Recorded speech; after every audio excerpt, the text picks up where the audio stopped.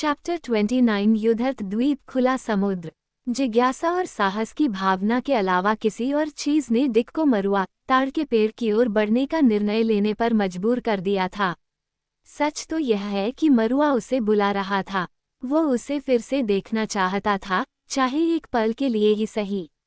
पहाड़ी की चोटी और बाग और रंग बिरंगे पक्षी अपनी आवाजें समुद्र के पार कैरोलिन तक पहुंचा रहे थे, ठीक वैसे ही जैसे कैरोलिन ने समुद्र के पार कटफा तक अपनी अपील भेजी थी, जब कटफा पाम ट्री में रहता था।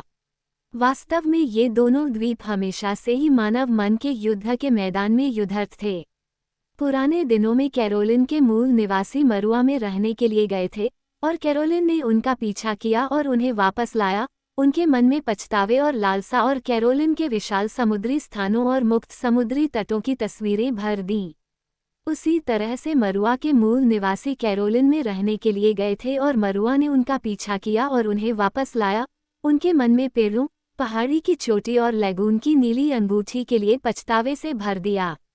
डिक और काटाफा के बीच एक विभाजन रेखा का केवल एक हल्का सा संदेह था, कुछ ऐसा जो वर्षों के साथ बढ़ता जा सकता था और मरुआ और कैरोलिन के बीच दुख का अंतर बना सकता था। दो बहुत ही अलग वातावरणों का आकर्षण, उच्च द्वीप की पुकार और अटॉल की पुकार, डिक की युवावस्था की भूमि और काटाफा की युवावस्था की भूमि। यह असाधारण बात है कि कैसे मनुष्य की आत्मा को उन वस्तुओं और रूपों द्वारा इधर उधर खींचा जा सकता है जो निर्जीव प्रतीत होते हैं और फिर भी बोल सकते हैं, हाँ, और अपने आप को सबसे सुंदर कविता में व्यक्त करते हैं।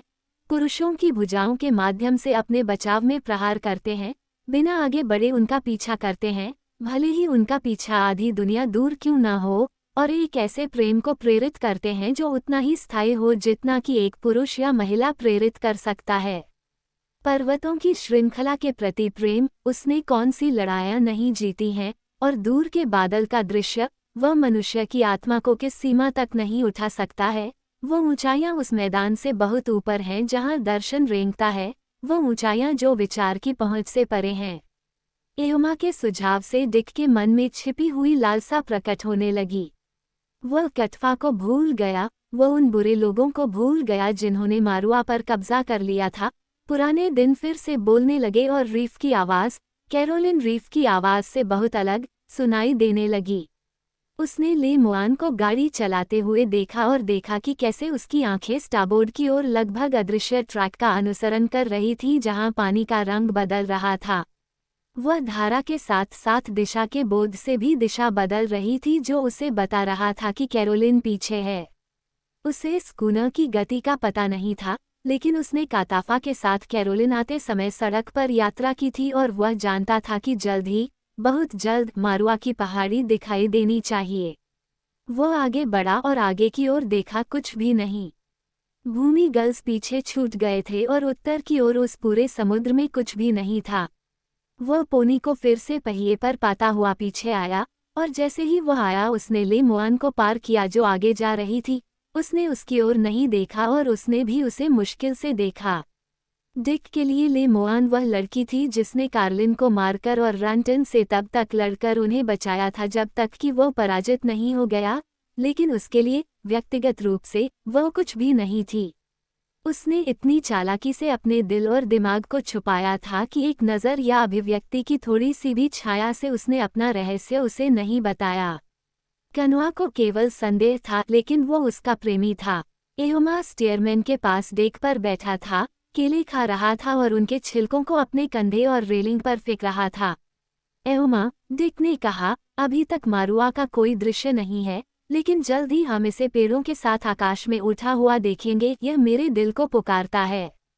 क्या तुमने इसे देखा है? मैं उन लोगों में से एक था जिन्होंने मकर और उसके आदमियों का मरुआ तक पीछा किया। एओमा ने कहा, हमने उनके साथ युद्ध किया और उन्हें समुद्र तट पर मार डाला। हाँ, वे अच्छे दिन थे जब उतामाटू ने हमारा नेतृत्व किया और लामिनाई ने ढोल बजाया, तारोम्बा जिसे केवल जीत के लिए बजाया जाता है, और इससे फिर कभी नहीं बजाया जाएगा, क्योंकि यह लामिनाई के साथ चला गया और कभी वापस नहीं आया। मुझे एक बात बताओ, ताओरी, जब तुम कटाफा के साथ कैरोलिन आए, तो तुमने महिलाओं और बच्चों से दोस्ती की, और कटाफा ने उन्हें एक कहानी सुनाई कि कैसे लामिनाई की डोंगियां तूफान से टूट गईं, और उसके सभी लोग खो गए, और कैसे माटू का क्लब तुम्हें मारुआ की चट्टान पर मिला और देवताओं ने घोषित किया कि तुम हमारे प्रमुख हो। मैं उस समय दक्षिणी समुद्र तट पर था और मैंने कहानी नहीं सुनी, लेकिन महिलाओं और बच्चों ने बिना किसी बात के इसे ले लिया। उन्हें नेतृत्व करने के लिए एक आदमी मिलने से खुशी हुई। मुझे बताओ ताउरी, क्या बस इतनी ही कहानी थी? मैंने तुमसे पहले कभी नहीं पूछा और मुझे नहीं पता कि मैं तुमसे अब क्यों पूछ रहा हूँ। एयोमा, डिक ने कहा, इससे ज्यादा कुछ हुआ। लामिनाई और उसके आदमी मरुआ के जंगल से होकर आए और उनके और मेरे बीच बहुत बड़ी लड़ाई हुई। मैंने अपने हाथों से लामिनाई और एक और आदमी को मार डाला। फिर डरकर उसके सारे आदमी भाग गए और वे जंगल में एक दूसरे से लड़ने लगे। कई लोग मारे गए और फिर दक्षिण से तेज हवा आई और जो लोग मरुआ छोड़ने की कोशिश कर रहे थे वे चट्टान पर गिर गए, एक भी नहीं बचा। एयोमा अपने केले भूल गया।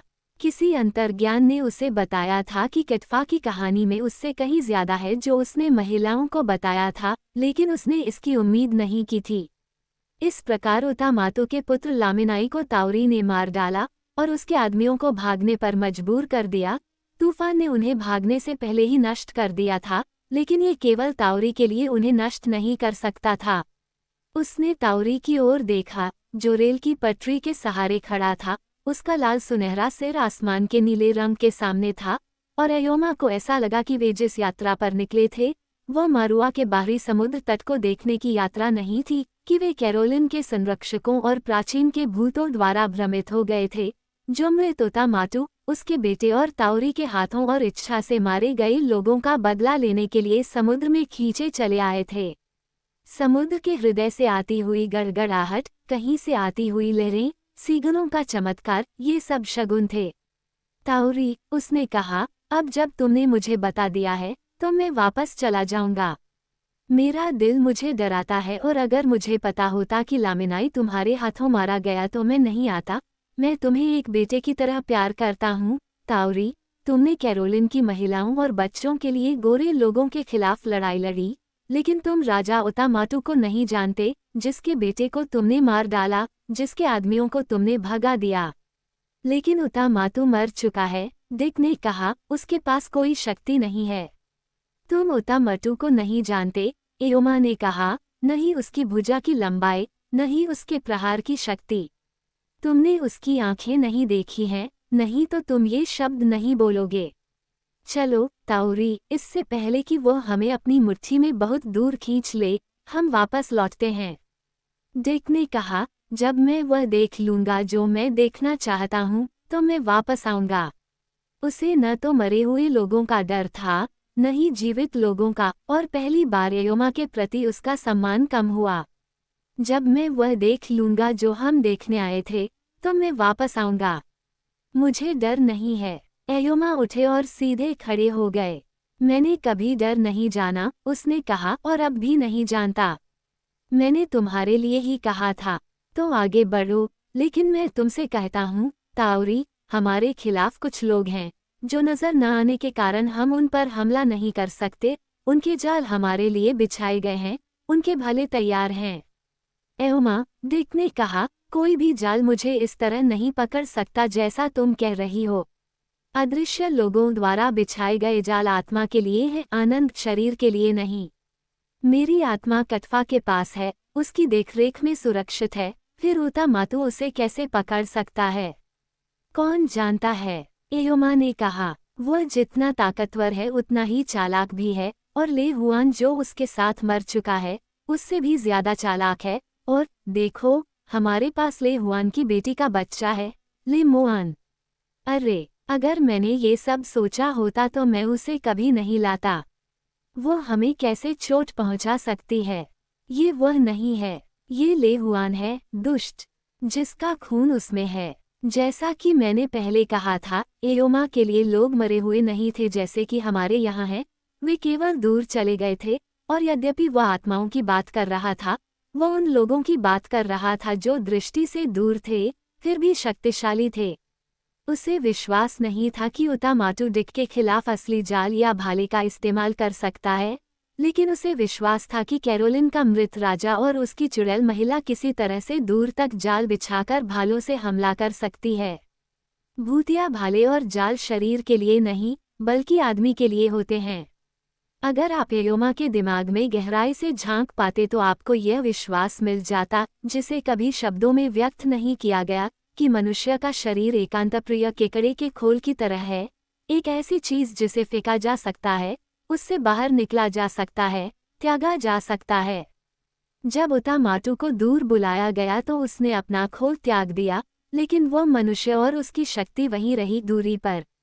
डिक ने कहा, मैं न तो लेहुआन से डरता हूँ और न ही उतामाटू से, और जब वह बोल रहा था तो अचानक घंटी की आवाज के साथ हवा में कंपन होने लगा।